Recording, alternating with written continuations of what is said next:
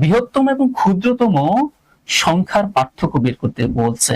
তার মানে আপনি এখানে 200, এখানে কি বলছে 143 যে সংখ্যাটা আছে সেটাকে আপনি ভাগ করবেন আসলে কয় ভাগে, 2, 4 আর এখানে কত 5, 11।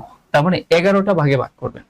তার মধ্যে বৃহত্তম অংশ এবং ক্ষুদ্রতম অংশের পার্থক্যটাই আমাদের কাছে জানতে চাইছে।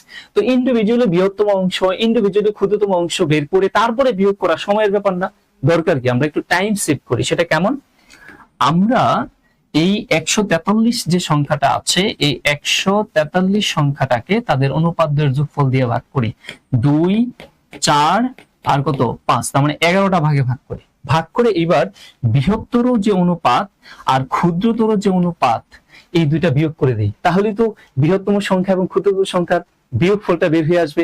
আমি যদি ইন্ডিভিজুয়ালি 5 অংশ, ইন্ডিভিজুয়ালি 2 অংশ বের করে তারপরে বিয়োগ করতে গেলে সময়ের ব্যাপার। ঠিক আছে, আশা করি বুঝতে পেরেছেন। তো এবার আমাদের এখানে কত হবে, 5, 11 আর এখানে হবে হচ্ছে কত 3 আর এখানে 143, 11 কে 11 তাহলে থাকে হচ্ছে কত 3, 33, 3, 11, 33 আর এই 3 এবং 13 গুণ করলে 3, 13 কত 39।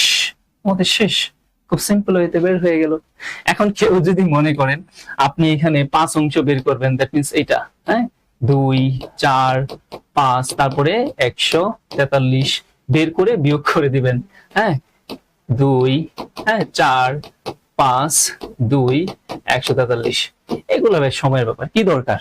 আশা করি বুঝতে পেরেছেন যে এই কনসেপ্টের ম্যাথ গুলো আসলে আমরা আরো দ্রুত করে ফেলতে পারি।